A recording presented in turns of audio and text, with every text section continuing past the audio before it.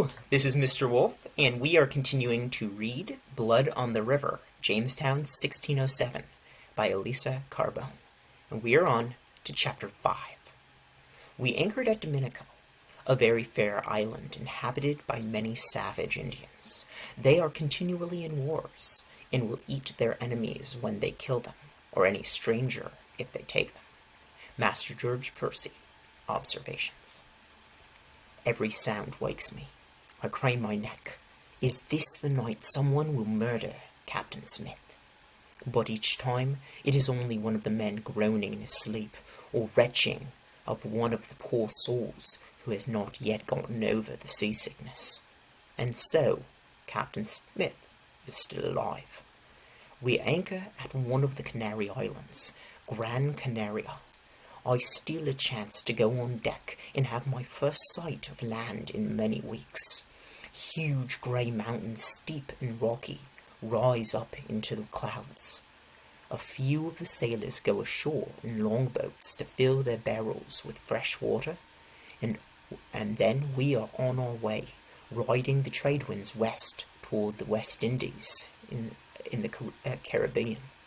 Captain Smith is still in chains, though they have freed his wrists and only his ankles remain shackled. When I bring him his morning wash-water, he is writing. I glance at the page, then quickly look away. I don't want to be caught being nosy. He washes his face, takes off his shirt and washes under his arms. I hand him a cloth to dry with. When he is dressed again, he looks at me hard.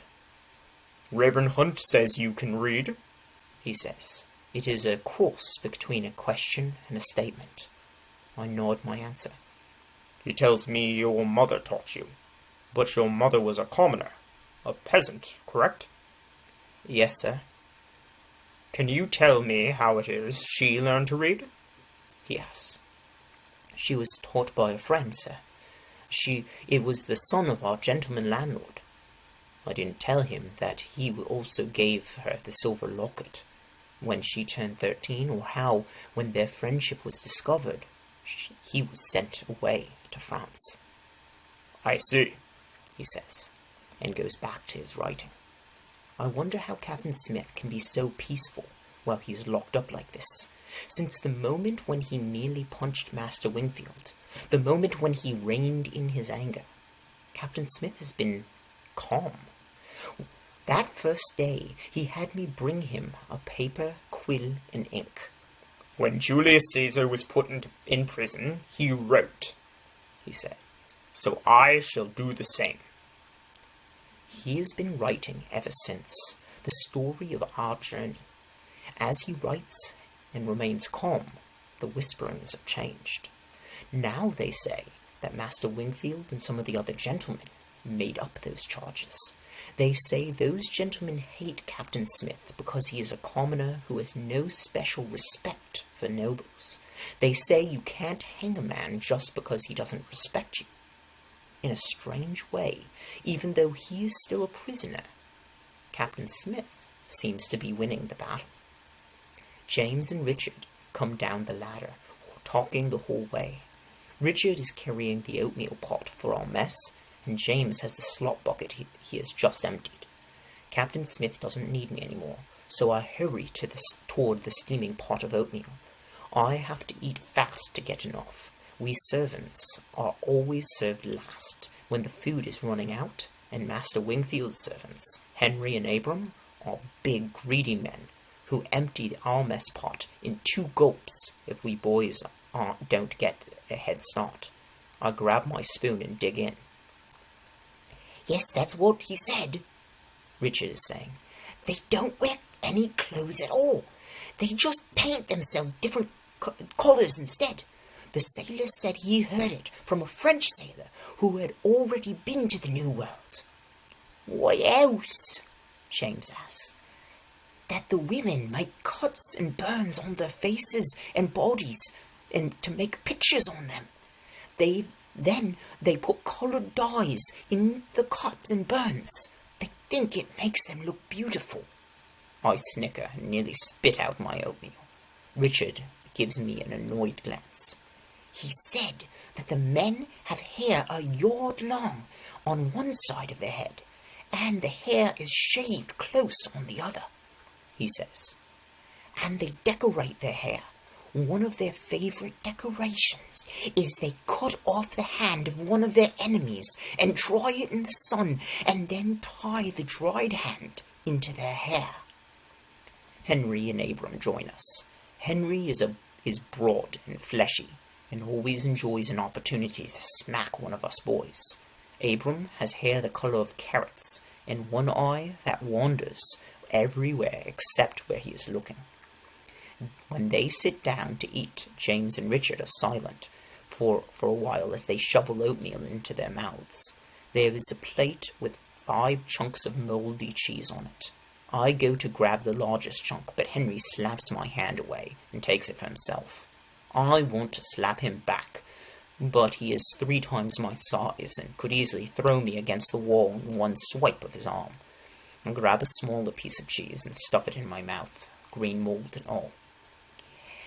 They also said there will be Carib Indians on the islands of the West Indies, Richard continues. They said the Carib chop people up for their cookpots and eat them. Now James looks pale and terrified. Henry snorts. Don't worry, lad. They don't want you. You're too skinny and snotty for their taste. He slaps James on the back hard, enough to hurt. Then he and Abram go off to their card game with the other common men. What else did you hear? I mock Richard in a sing-song voice. I can hardly believe he is so gullible that the sailors are able to fool him like this. It's true, you know. Richard glares at me. I heard the sailors talking. I heard it all with my own ears. James nods, his eyes wide and scared. You are dunces. Both of you believe in that rot, I say. Don't you think the sailors knew you were listening? Don't you think they're up there right now laughing their heads off about that stupid boy who is eavesdropping and believing all their lies? Richard and James exchange a look. You think they were lying, Samuel? James asks me hopefully. I think you're an idiot, I say. Those sailors are playing games with you. They're almost as bored up there as we are down here. I look at Richard.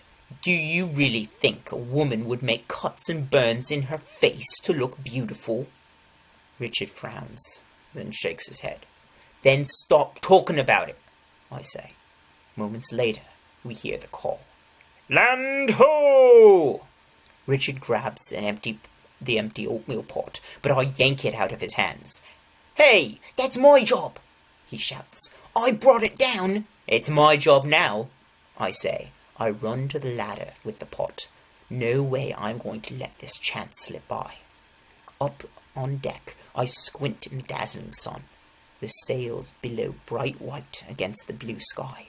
The breeze is warm. I go to the railing and search the horizon. There it is, a green bump in the distance, in the midst of the jewel blue sea, the first of the Caribbean islands. I give the pot to the cook and linger, breathing in the sweet air, marvelling at the brightness of it all. Richard comes up on deck, and James too, and several of the gentlemen, until the first mate calls a halt. He drives us all back down below, threatening to beat us boys with an oar if we don't hurry. The 'tween deck is abuzz with gentlemen and commoners both, wondering what this land sighting means. Will we finally be allowed off this stinking ship? They'd better at least get fresh water. What we have left smells like sick dog.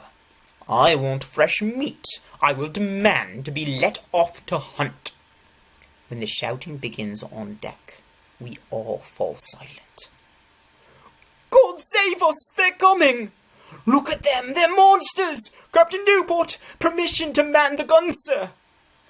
James and Richard both look at me as if I have the answers. I decide I'd rather be beaten with an oar than sit in the dark of 'tween deck waiting to be devoured by sea monsters. I scramble up the ladder to the deck. We are in shallow waters now, and the sea is translucent blue. Moving swiftly across the crystal water are several canoes. In the canoes are the very creatures conjured up by Richard's stories. They are naked, their skin painted red. The women's faces and arms are tattooed with patterns. The men's hair is long with beads and bones. Human bones? Hanging in decoration. They are coming quickly towards our ships. I catch my breath. I expect to hear the scrape of the cannons being loaded, but instead I hear Captain Newport's voice. "We are not Spanish barbarians. We will not slaughter these people unless they attack first. Get Smith, now." Two sailors swing down into the 'tween deck, and there is the clanking of chains as they unlock Captain Smith's irons. Captain Smith emerges from the 'tween deck. He stands on the deck watching the approaching canoes. His back is straight, his chest puffed out. He does not look afraid, only determined. A tall man stands in one of the canoes. He is naked except for a ring of bones around his neck. He raises his hand. Captain Smith does the same. Captain Smith begins speaking strange words and using hand motions to communicate. I easily understand the hand motions. We come in peace, hand over his heart. We desire trade. He dangles several strings of sparkling beads. We need food. He rubs his stomach. The man in the canoe stoops and picks up something that looks like a very large pine cone with spiky green shoots coming out of one end. He pretends to take a bite out of it. I breathe a sigh of relief. He is understood. All afternoon the natives come back and forth to our ships in their canoes, bringing sweet-smelling fruits and other food from their island, which sits green and lush nearby. The large pine cone with the spiky leaves turns out to be called a pineapple, and it tastes like food for a king.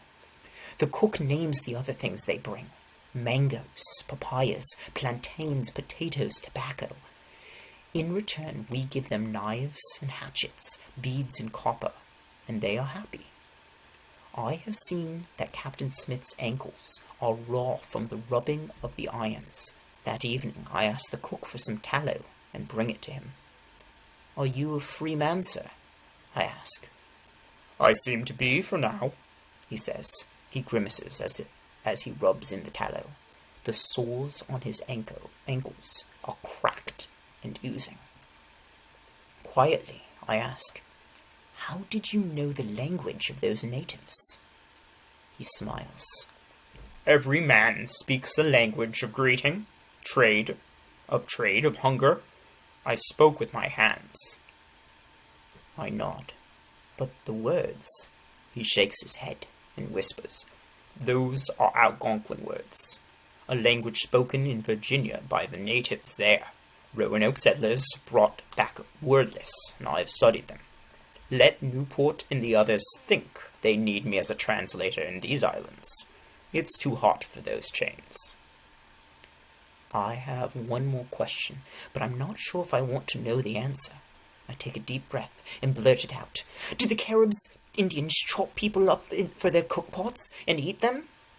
He stops rubbing his ankle for a moment and looks at me. "Only if they catch them," he says. That is the end of the chapter.